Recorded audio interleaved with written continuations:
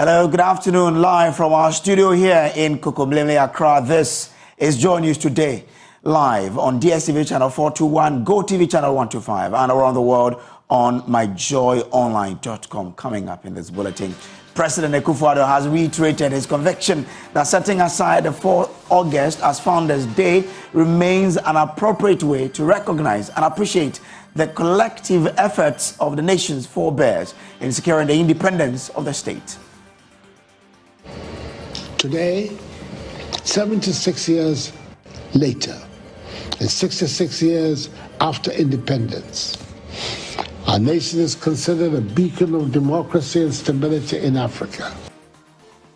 Also, President of the Republic of Ghana, Nana Addo Akufo-Addo, has been speaking as we commemorate now the celebration. He says Ghana is committed to see countries ravaged by coups and unlawful military takeovers in West African sub-region return to democracy. Ghana will continue to count on her diplomats to offer the needed support to these countries to help them return to democratic governance, which is the norm, and without doubt would yield more sustainable growth and development. Now, the Asanteni Otumfuo said to the 16th occupant of the golden stool, says Africans and the Africans in the diaspora should not continue to blame colonialism for their challenges, but forget about the past and look forward to finding solutions to its challenges. This year affords us the opportunity to perform a historic duty to pay homage to the 20 million sons and daughters of Africa who were the victims of the transatlantic slave trade. Without doubt, the most cruel enterprise in human history. And a professor of educational leadership at the University of Cape Coast, Professor George Akufo-Addo, is calling for a more holistic approach in addressing issues related to education in the country. We have presidents who behave like national chairmen of parties. If we have vice chancellors who behave as agencies of a particular political party, if we have deans who are behaving like agents of particular political party, then policy reform implementation will continue to be a challenge. We also have business, sports, and world news all in this bulletin. My name is Samuel Kojo. Brace to stay with us for details.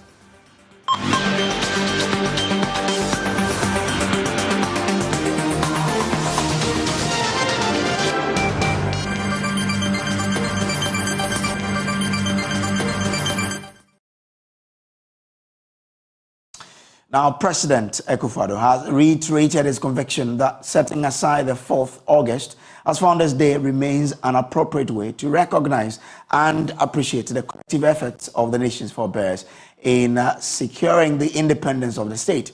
He made the assertion in an address to the nation to herald the 4th year since the 4th August Founders' Day holiday was instituted. The holiday was first observed in 2019. Our nation commemorated the maiden edition of Founders' Day, a day set aside to recognize the contributions made by successive generations of Ghanaians across many decades to the liberation of our nation from the shackles of colonialism and imperialism, and the founding of the new nation-state of Ghana. 4 years on, it is good to see that the needless controversy, spurred on by largely outdated political considerations, that initially embroiled the celebration of this day, is being gradually set aside, as more and more Ghanaians now come to appreciate the collective effort made by many Ghanaians to the process of gaining our independence. 4th August, in the life and history of our nation, is one of utmost importance. It is indeed a sacred day. We must remember the sacrifices made some 126 years ago when a group of our forebears formed the Aborigines Rights Protection Society in Cape Coast on 4th August 1897. Today, 76 years later, and 66 years after independence, our nation is considered a beacon of democracy and stability in Africa, where the respect for individual liberties and human rights and the principles of democratic accountability are part and parcel of our governance structure. These are the very things for which our forebears fought. The battle our generation must fight and win is that of rapid economic development. We must set Ghana to rights and get our country to where it should be. The challenge before us remains to build a modern economy and thereby generate a prosperous, progressive, and dignified life for the mass of our people. Now, the Asantehene Otufo said to the second is urging world leaders to label racial abuse and discrimination as crimes against humanity through a new global declaration. He strongly believes that racism fits this category as it involves treating people with disrespect and humiliation. Speaking at the Emancipation Day celebration in Trinidad and Tobago, the Asantehene passionately called upon leaders to take honest and direct actions to address racial abuse and injustices faced by the black community in various parts of the world.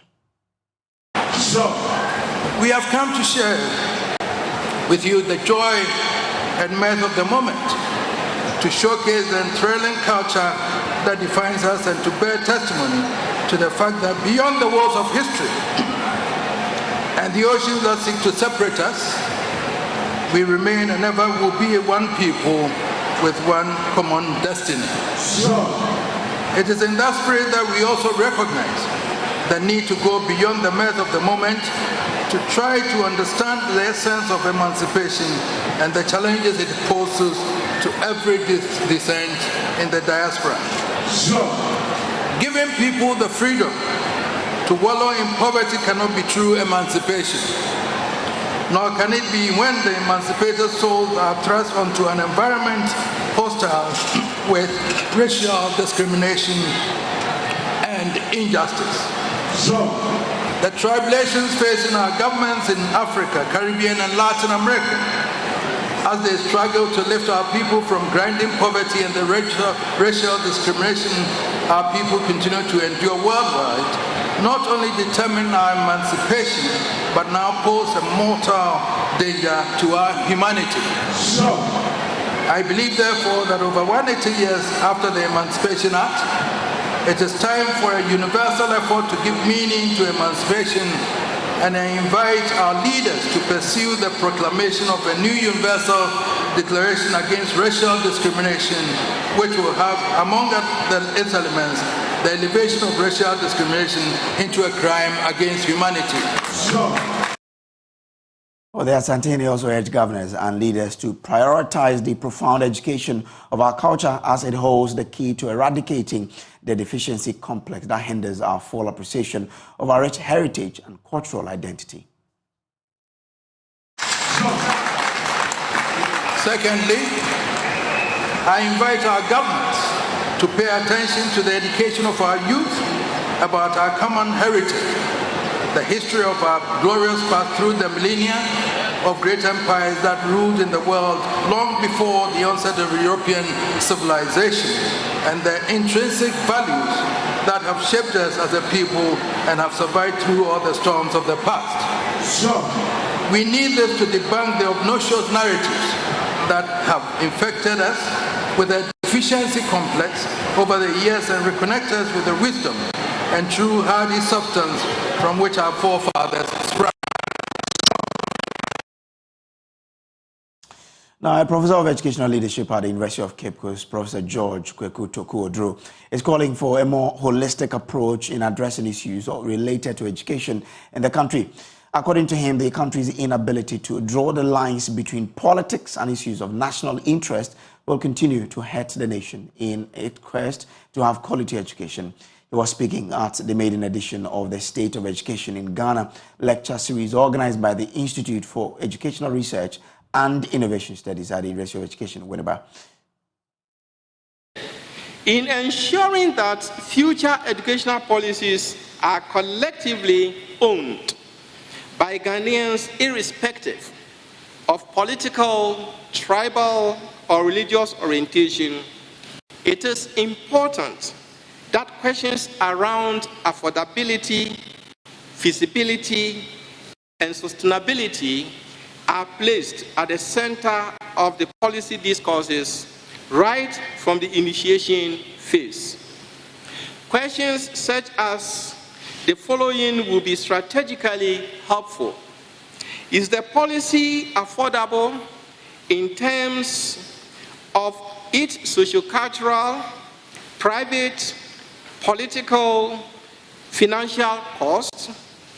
What is or will be the opportunity cost of the intended policy to stakeholders? 2, is the policy feasible or workable in terms of requisite resources, human, material, etc., for implementation within the context of access, quality, and equity? And 3, is the policy sustainable in terms of the political will to commit moral and financial support to ensure continuity beyond the lifespan of the initiator? Governments should rethink the following issues that I have identified with my engagement with the aforementioned policies. Like the PNDC, hostile reactions were received from the NPP, and the degree of threats and tagging that characterized contrasting opinions tended to silence citizens and stifle constructive implementation ideas. In future policy reforms, governments should create a non-threatening environment and embrace contrasting views on policy implementation. A national stakeholder forum devoid of political party discrimination should be created for constructive interrogation of issues. The issue is not with differentiated political ideologies, because in the West, there are political ideological differences, and yet their systems work well. Professor George Akufo-Addo is a professor of educational leadership at the University of Cape Coast. Now, imagine your wildest dreams actually coming true. It's happening for a group of adventurous Ghanaians who dared to embark on a road trip to the city of London from Accra. With sheer determination, they packed their bags and set off on an accelerating 10,000-kilometer journey, defying all the skeptics along the way. Now, their thrilling expedition took them across the vast African continent, and now they've reached the exciting shores of Europe. The buzz about their incredible journey has been spreading like wildfire, and I have been sharing a sneak peeks of their story on News Desk. Embarking on this epic road trip from Ghana to London on Sunday, July 23, exploring diverse cultures, breathtaking landscape. And I tell you what, Ben, if you follow their page and the sort of pictures they have there, it will inspire you to say that you and I should also spark our vehicles and try to embark on one. Now, we know that, like you said, they've crossed West Africa and North Africa, and they're now into Europe. My last chat I had with them indicated that they are on their way to Monaco, and wow. It's been such an exciting one. We understand that because of work-related issues, some of the participants would have to fly out to various destinations, including to South Africa and Netherlands. But we understand they will be picking some passengers along the way, and the number of people expected to arrive in the UK are 9 in Auburn. You can now hear from Kwabena Pepra, a real estate developer and one of the daring participants, as he spills all the captivating details about their jaw-dropping adventure. This trip is just one of those dreams many people have about seeing different parts of the world in different formats. We've all driven around Accra, Ghana, West Africa. We've done lots of road trips. We're a couple of friends, and we like to explore. We've gone to Mount Kilimanjaro in Tanzania. We've seen different parts of the world. Driving to London is, like I said earlier, a dream. We figured out, why not? When we were asked why, we said, why not? If it's possible, why not try it? After all, what's the worst that could happen? We could get to a point and return, or we could succeed. So we did some research. We figured out all the routes, spoke to people who've done it, and here we are. So we're on our way to London. It's come with different experiences around different terrains, different border crossings, countries, cultures, and it's not something that you can actually get. You can't explain it to people. You should experience it yourself to understand the feeling that goes with it. And we wish all of them the very best as they make their way to London. Now, every year, on the average, the country loses 1.2 meters of its shoreline. That's the revelation by a professor of tourism and hospitality management at the University of Cape Coast, Professor Ishmael Mensah. Speaking at his inaugural lecture, Professor Mensah called for the establishment of a national beach authority to help deal with such developments that are affecting Ghana's tourism drive. I must concede that government has put in place some interventions. At the Glefe stretch, they have constructed a sea wall using rocks. So that might help. But you see, generally, on the average, we are losing about 1.2 meters of the shoreline every year. So you calculate, in the next 10 years, all these places will be gone. Of course, there are also natural causes. It's not just human, but it is mainly anthropogenic. It is also about leadership, and it is also about the system of governance. So we've been operating with the 1992 Constitution all this while, 30 years. Isn't it time for us to pause and look at how best we can improve on our system of governance? Based on tourist area life cycle, the destination loses its appeal at the decline stage. So locals, developers, and tourists have descended heavily on the beach and stripped it of its former glory. Some of the beaches have become slums if you go to Glefe. However, the loss of our paradise cannot be entirely attributed to tourism. In fact, if you look at Butler's tourist area life cycle, he places the blame entirely on tourism. That is as a result of the intrusion of a lot of tourists into the destination, thereby leading to carrying capacity levels being exceeded. That is what will result in the decline of the destination. So we need to bring back the beach police to also enforce. The sand mining that goes on our beaches is quite alarming, and something drastic has to be done.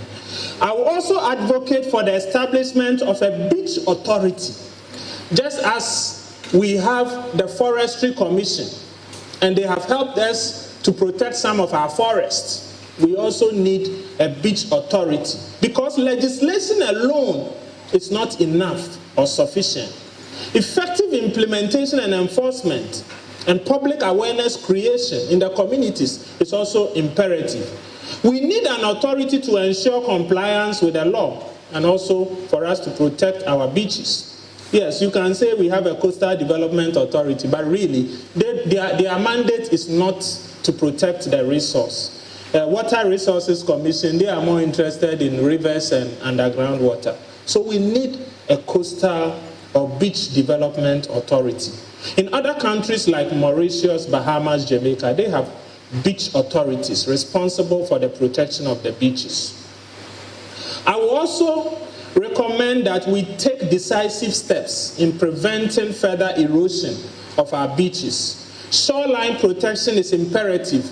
I must commend government for building sea defense walls, but we should also earmark portions of our beaches for other beach nourishment programs.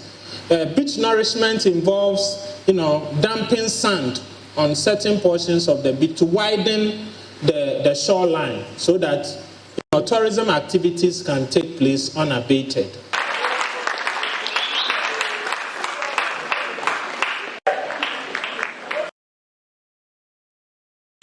We're joined by via Zoom by Professor Ishmael Mensah to shed more light on this development that has the potential to mar our tourism sector. Prof, I'm grateful to you for joining us. You have identified the causes. What must we do? I mean, aside establishing the authority, we know that in Ghana, we're a country of beautiful laws. But when it comes to enforcement, implementation, that's where the problems are. So what exactly is needed to ensure that we're able to safeguard our shoreline? Thank you very much. So I think basically I offered a number of recommendations in dealing with this particular issue. Obviously, we have to reinforce our beaches and prevent further erosion. But the solution doesn't only lie in the building of seawalls. We could also embark on other beach.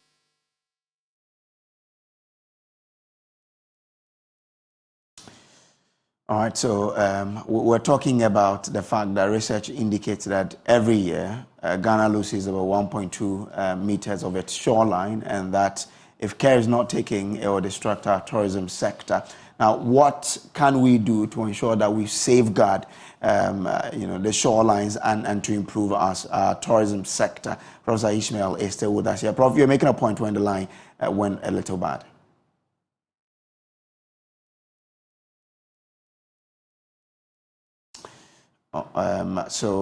Prof is someone who has done a research on what can be done to reverse the trend of losing our shoreline and to boost tourism in this country.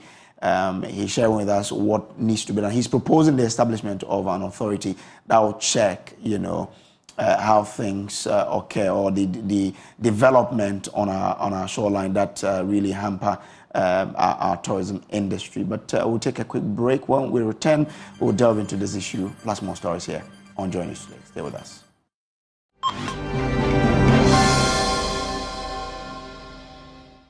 Welcome back. Now, we understand that every year Ghana loses about 1.2 meters of its shoreline, and that's a revelation by a professor of tourism and hospitality management at the University of Cape Coast, Professor Ishmael Mensah. He joins us via Zoom with some more on this. Prof, so you were making a point about what exactly can be done to salvage the situation.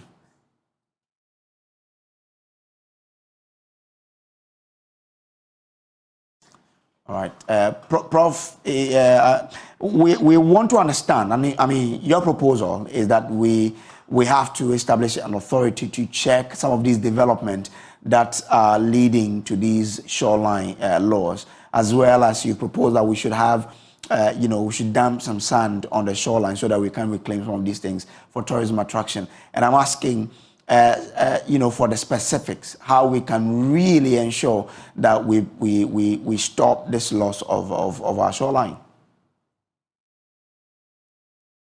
Yeah, so another solution, since these acts are perpetrated by the local community, it is also imperative that we embark on public education. If local people get to know about the importance of the resource and the benefits that they stand to gain from it, I believe that they would be willing to, contribute towards tourism development. So I would recommend strongly that we embark on aggressive public education, especially in the coastal communities, so as to bring the necessary awareness to the people.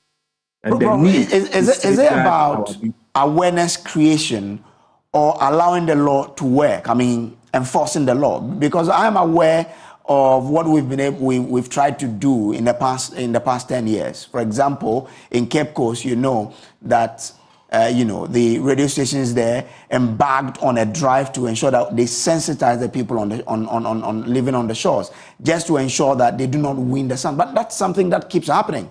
So is it about public education or about ensuring that the laws are strictly enforced? Yeah, so we have to adopt both the carrot and stick approach. You begin by educating the people. We don't have to assume that everybody understands the essence of our beaches and the importance of tourism. So we should begin with the awareness creation, the public education, after which, yes, some of our laws are very old. In fact, one of our earliest laws on the environment was the Beaches Obstruction Ordinance. And it was amended in as far back as 1951. You could tell that some of these laws have lost touch with reality. And there is the need for us to promulgate laws that will be relevant to our contemporary issues. So yes, we have to educate the people. We also have to come up with new laws on, protection of the beaches, which will make it a criminal activity for people to embark on sand winning. And then having laws alone is not enough. So there will be the need for an authority that will enforce the law.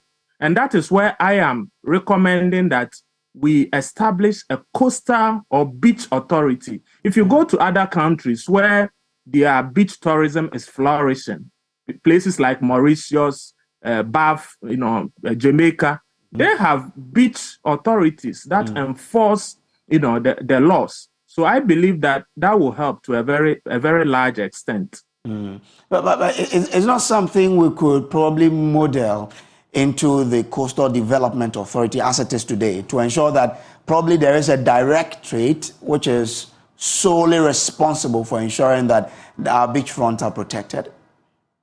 Yes, I have looked at the law establishing the Coastal Development Authority, and I must tell you that there is no mention of tourism within the entire law. There's no mention of tourism.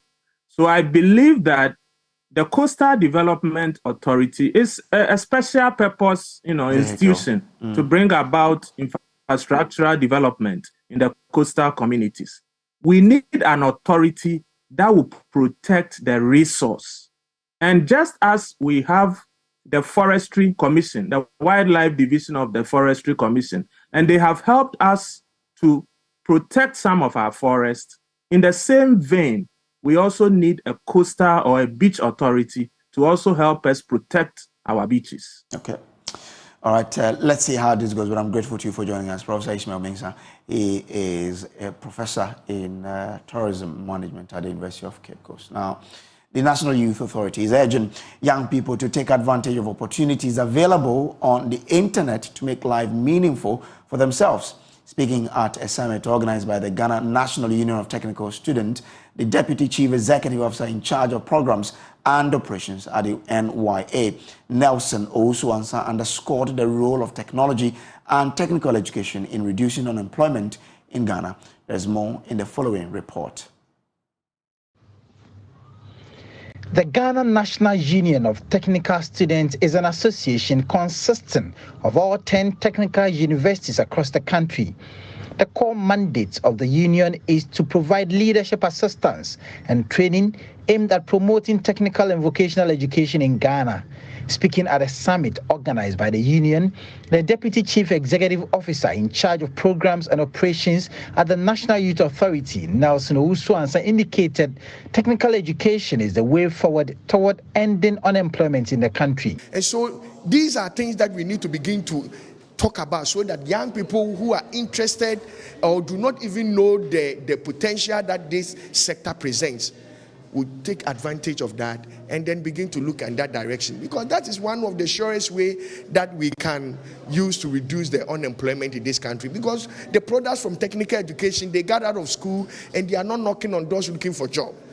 They can create their own job. That is why all over the place, even within the informal sector, you have the seamstresses and the masons and the carpenters working for themselves.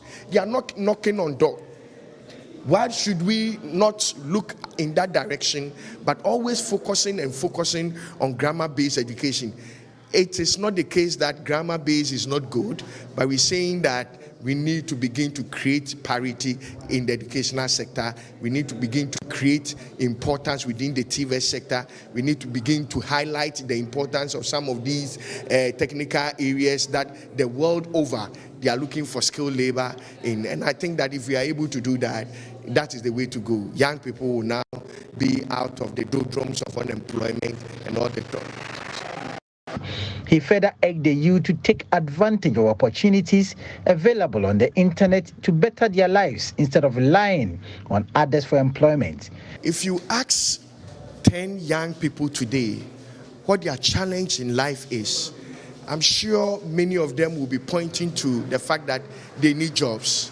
And I said that there are many jobs that are available that we need to begin to explore. One of which is the virtual working spaces that are now becoming the order of the day globally. There are many virtual working platforms and spaces that have been created that many of these young people may not know, or even if they know, they have not taken advantage of. We need to begin to encourage them that you don't need to begin to be holding just your application letters, your CVs, moving from office to office looking for job. You can be at the corner of your home, be doing jobs and be earning hard currencies without moving a step. The summit, which was on the theme Empowering the Workforce for the Future, the need to prioritize technical and vocational education for national development, brought together student leadership from all 10 technical universities to deliberate on how to promote technical education. Edua Jonah is the national president of the union. Automatically, it explains itself, which is technicality. So automatically, anybody coming from the technical background has a skills, which I don't think needs to be employed before getting money or getting a job. Because myself, I'm an example. I'm an electrical and electronics engineering student, and the whole building here, I can wire it from head to toe, and I can read architectural diagrams, building plans, everything. So I don't think me going in for a traditional university reading courses, which I know about the thing but cannot do it practically, I don't think I'll go in for a traditional university, rather go in for a technical university to be able to equip myself and be able to employ myself. Prince Kwame Kudiga's report read to you. Now, the Central Regional Branch of the Opposition National Democratic Congress is urging its aspiring MPs to do something to help assuage the economic hardship inflicted on the masses by the Akufo-Addo led government. Central Regional Chairman of the party, Richard Asiedu, has been speaking at the launch of a welfare fund of 100,000 Ghana cedis instituted by the parliamentary candidate for the Chufuhiman Lower Dencha constituency, Seth Ejapon, for his constituent to help them in their businesses. The first time ever that an opposition party has organized such a wonderful event by giving a welfare fund, something small for 8 members. Now the economy is too hard to the extent that getting 3 square meals a day is difficult, and mostly our women. So I'm happy the aspirants or our parliament candidate here, Seth Japan lawyer, has seek this opportunity from afar and bring it home. The MPPs knows the capabilities of this MP, this incoming MP, and I know they will try to copy him, but it will not work because you have been in power for 6.5 years. And your members are still suffering. But it has just taken lawyer Seth Japan just 2 months after his primaries. No, going for primaries in Ghana is not easy. It involves a lot of money, commitment. But he has put all this aside and raised an amount to the tune of 100,000, the old 1 billion, to at least give it to members. And you know it will go a long way to improve the lives of our people in this area. Purposely, Chufuhiman Lower Dencha and its environs. And this is a challenge to my other candidates in the various constituencies central region, that they should emulate what lawyer has done if all of us, out of our little resources, mobilize this to support party members, it will go a long way to attract people to our party. And I know this one is going to attract a lot of people to our party. Now, the parliamentary candidate for the area, Seth Ejapon, says his motivation for setting up the fund is to help the vulnerable in the constituency. The idea of establishing the welfare scheme came when I started going around during the parliament candidates primaries. I realized that a lot of people, especially our ladies, needed something small to start something. There are some who needed as low as 400, 500 Ghana cedis to start even selling a cooked, egg. So, is it boiled egg? That's how they call it. Good. So, I felt that instead of they always coming to me, a lawyer, can I get 10 cedis? Lawyer, can I get 20 cedis? Lawyer, can I get this? No. Why don't I establish something for them? You go for it, whatever you want to do. If you want to sell egg, if you want to sell water, if you want to sell orange or whatever, I should set up some fund where they can go and then take something from it, and then they will take their time to pay back. Indeed, it's not a loan. It is not a loan. It is something that I'm just giving it out to help them to establish something on their own, something small, so that they can also take their time and then pay it back for others to also access it. So actually, I was looking at the level of poverty in the constituency, and so I decided to do that. I am hoping that if I become MP, whatever allowances that I get, whatever small money that I get, I'll put it in and expand it so that it can cater for a lot of people in the constituency. Of course, yes, it's going to be a fund which we're going to grow it. We're going to grow it. At the moment, we are starting with 100,000 Ghana cedis, 100,000 Ghana cedis. We're hoping that it will grow. I have spoken to some friends. I've asked them to help put something in to expand it so that we can cover a lot of people. What I demand from the people is only one thing, that when they take the money, they will also manage and pay it back so that others can also access it. No. When I become MP, I'm MP for the constituency. It has no party colors. Even though I will go on the ticket of NDC, I will become an MP for Himan-Lower Dencha constituency. And so it will be for everybody. It is my hope that we can grow it, we can put more measures in place to make sure that when you take the money, you will pay it back. And so You're watching JoyNews Today. We'll take a quick break. We'll be back with business. Stay with us.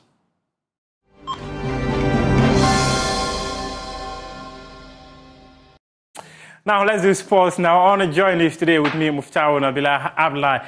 A board member of Accra House of Folk, Dr. Nyaho Tamaklo, has berated Ghanaian referees for being the reason behind fans withdrawing from patronizing Ghana Premier League. According to him, the GFA should consider cutting down the number of referees because the quality of refereeing in the country is very low. I think we have to do a lot if we really want spectators to start going to the stadium.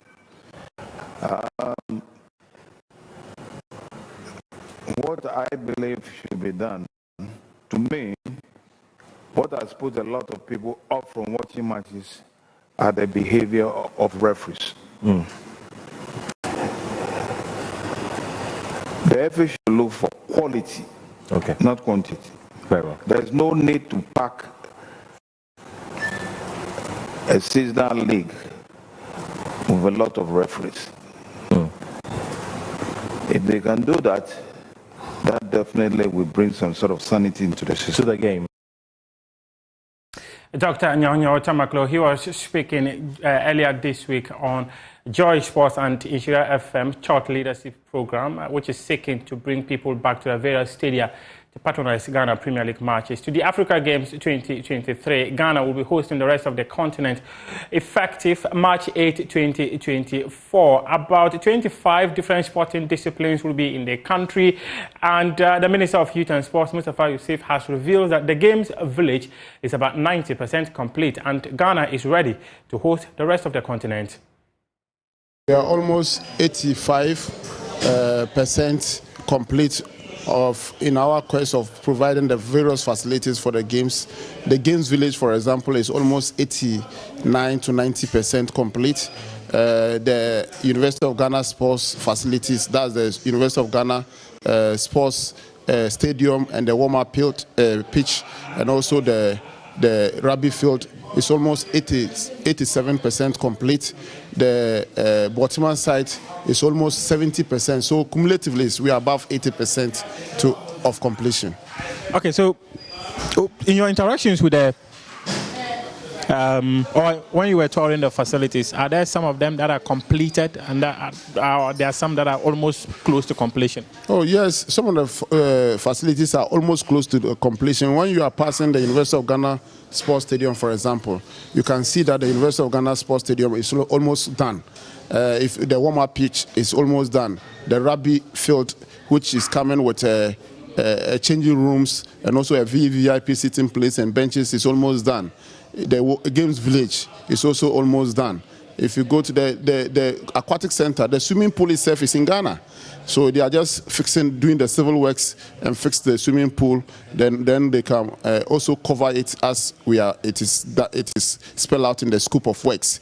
The multipurpose hall, as we also know, is also almost completed. The tennis court, if you go there now, the structure is almost done. They are doing the fixing. Then apart from that, we have a 500-seater multipurpose dome, which is also almost everything has been ordered. That one is yet to arrive. The road network to this facility is almost done. Now, if you go to the access road, they are all being fixed as we speak. So we are on course, and I'm very happy about the progress of work. And I'm very confident by the December deadline given to us by the contractor will be met, and so that we can have at least 2 months testing period or 3 months testing period before the actual opening ceremony on the 8th of March 2024. That's your sport for now. We do have more sports stories on myjoyonline.com. We appreciate your company.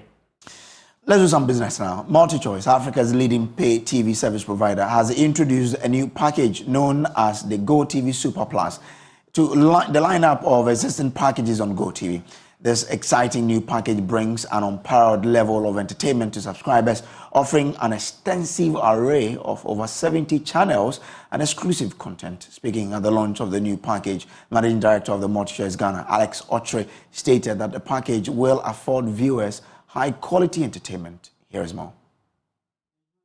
GoTV Super Plus, viewers gain access to a wide selection of top-tier content, making it the ultimate choice for viewers who seek high-quality entertainment. This impressive lineup includes sports, lifestyles, and many more. Speaking to Joy Business on the new package, Managing Director of MultiChoice Ghana, Alex Otre, said they remain dedicated to offering top-notch entertainment and sports content that cater to the varying interests of their audience. We are bringing GoTV Super Plus, which will have all the Premier League matches. So all the big teams in the Premier League, name them: Chelsea, Manchester United, Arsenal, and all that.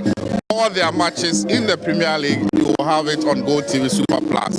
It's just 255 cedis. I mean, so if you have GoTV already, just upgrade to Super Plus, and you have all the matches. Starting from this Sunday, actually, the Community Shield between Manchester City and Arsenal. You get everything on GoTV Super Plus. Head of Marketing at MultiChoice, Ifwa Kisinyami, explains how viewers who seek high-quality entertainment can access this Super Plus package. So all you need to do is to dial *759#, and then you upgrade. It takes you through a prompt, and then you follow the prompt to upgrade. The new package, you can, if you are already an existing GoTV customer, all you need to do is dial *759 to upgrade. But if you do not yet have your GoTV, you can visit any of our dealers, our branches nationwide, acquire GoTV, and then upgrade to Super Plus. Meanwhile, the company says it will continue to provide unbeatable local and international series to its customers.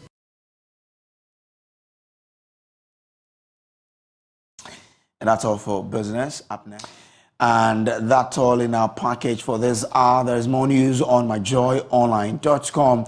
Now, we'll be taking you to the West Hills Mall, where we'll be bringing you the pulse live from the area, because the second mini clinic of the EcoBank Joy News Habitat Fair is happening there from today to Sunday, and we will be there to bring you pulse from there. Meet us there. Let's talk about how you can become an owner of your own home. See you there.